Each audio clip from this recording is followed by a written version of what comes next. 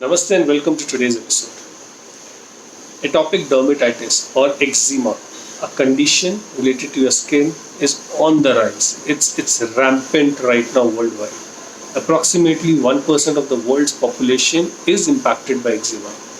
And when it comes to infants, kids, toddlers, around 10 to 20% of the kids these days have eczema, either at the time of birth or up to the age of 14 years. A lot of kids, 60 to 70% of them who had eczema at the time of birth outgrow it by the time they turn 14, 15. But there are some 25 to 30% kids who do not, and they have to live with it. Now, what is eczema? Eczema is a skin condition in which your skin becomes inflamed, means there is some sort of swelling on your skin, causing that skin to become red, causing it to become itchy, scaly, dry. When you try to itch it leaves some water, colorless water. Okay, and the more you itch, the more you scratch, the more it gets spreaded across. It comes from a Greek word. Eczema comes from a Greek word which means to boil. Now that means it's something to do with your skin when the skin has got some inflammation in it.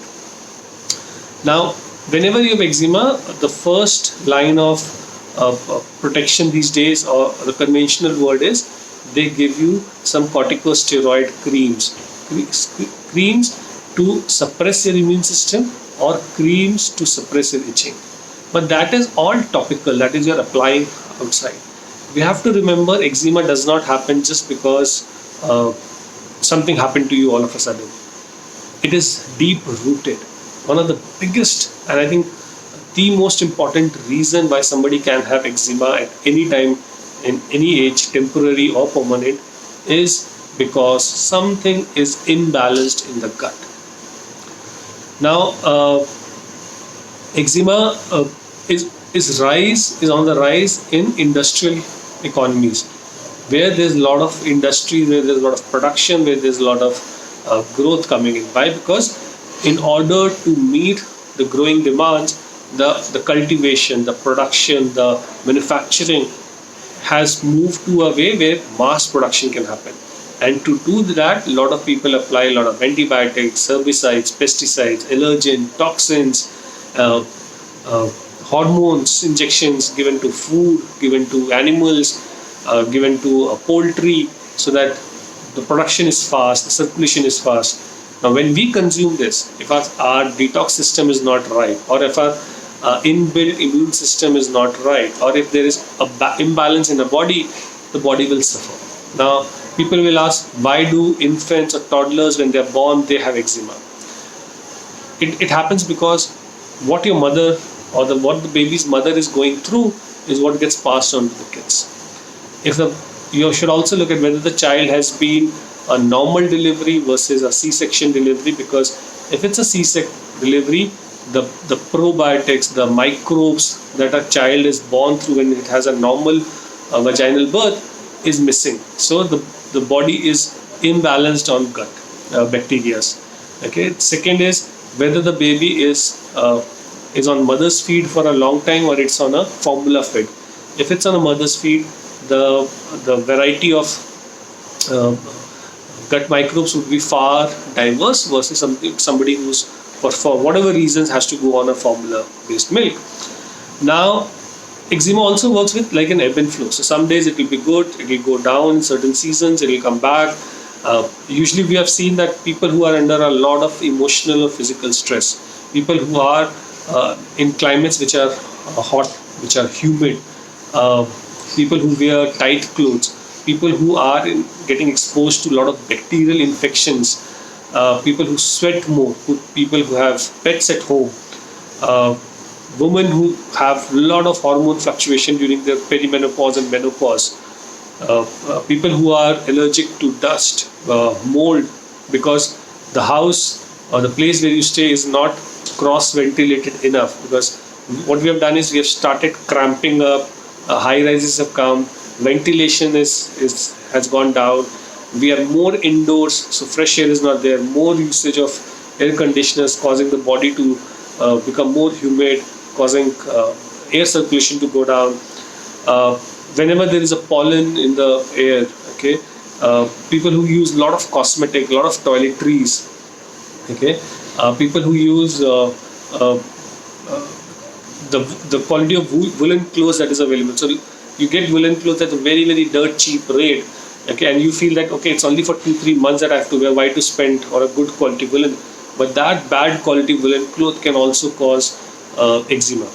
Now, if you have to tackle it, if you want to address it, the first thing that you have to look at is your food allergens. Okay, allergens that are causing problem to you, because majority of your eczema is related to your diet.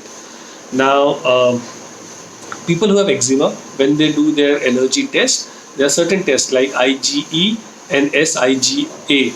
Now, these allergy tests comes positive for people who have some sort of eczema. People who have eczema are prone to a lot of yeast infection. Okay, 60% plus of eczema clients or patients worldwide have been shown to have some signs of candida overgrowth. Okay, now they have yeast and they want to counter it by eating more fermented yeast, brewer's yeast or baker's yeast based product, which can lead to more aggravation. Okay, so first thing is to understand what is causing this. Is it your food? Is it the toxins in the air, the place that you stay, how the air is? And third is the stress that you are coping with. Is it your stress that is causing this problem?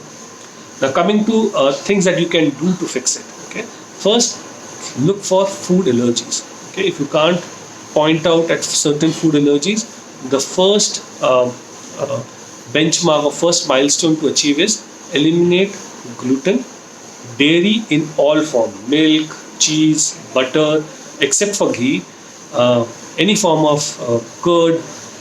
Eliminate dairy for at least 3 months. Eliminate wheat at least, and gluten in all form. Okay, for at least 3 months. Eliminate things like eggs.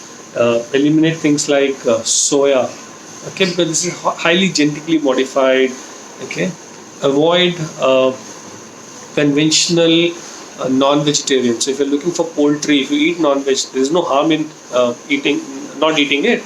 But what you have to do is you have to look for something which is antibiotic free, something which is cage free, or something which is naturally grown, because that will, you are not ingesting more hormones in your body, and the more hormones come in your body, there will be more hormonal fluctuation, causing you to have more eczema in a course of time.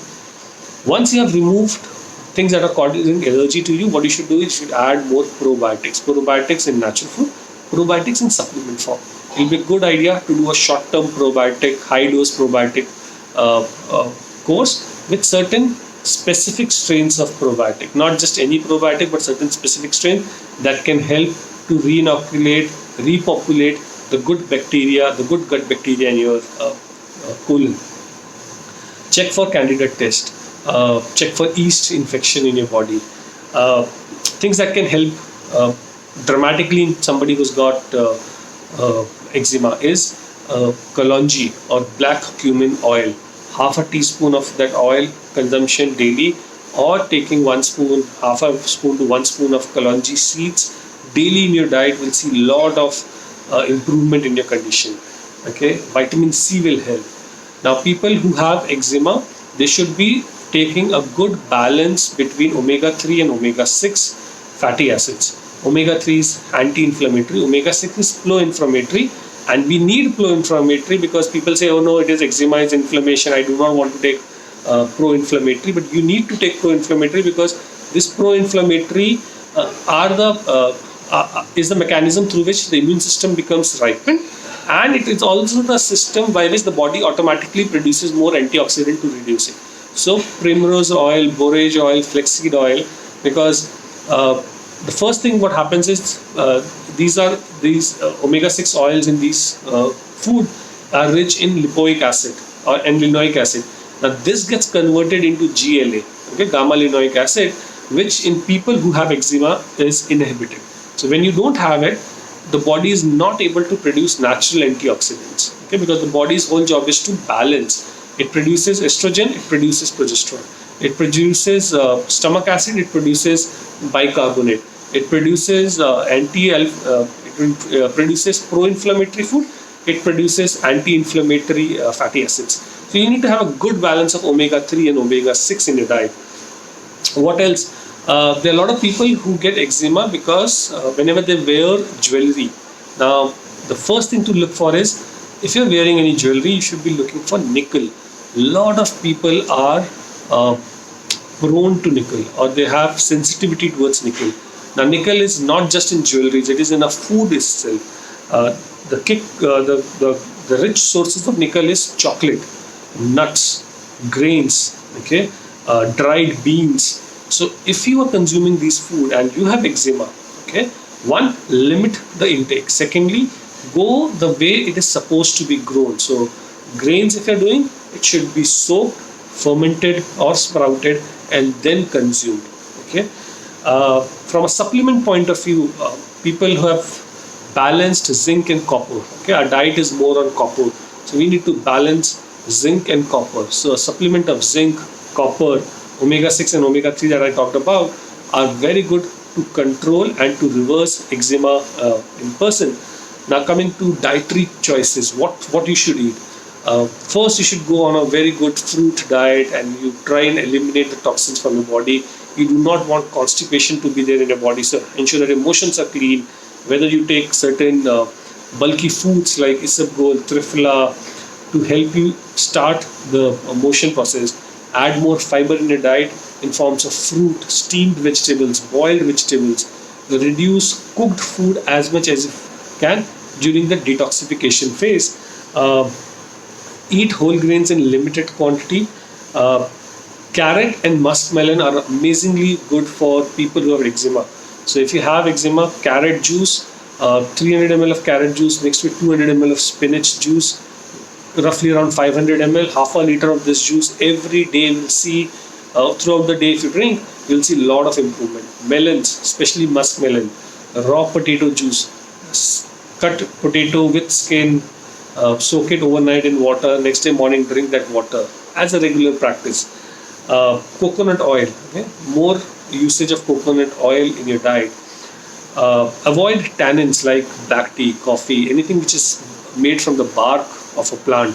These are high in tannin, they dehydrate you and they can cause your skin to erupt, cause itchiness, cause scaling in your skin. So you should avoid it. Raw potato juice, again, you can also apply a potato juice on your skin and then clean it. Things like chia seeds or sabja seeds, when it is crushed, cooked and slightly heated with coconut oil, applied on the skin, let it dry, wash it, apply some potato juice, let it dry and wash it. Do it regularly for a few weeks and you'll see the crusting has reduced, the eczema has reduced. But this will only help when you are able to fix your gut. And you can fix your gut by removing all the toxins that your body is getting exposed to and then repopulating the good bacteria that your body is. Have a wonderful afternoon and evening, everyone, and we'll catch up soon. Namaste.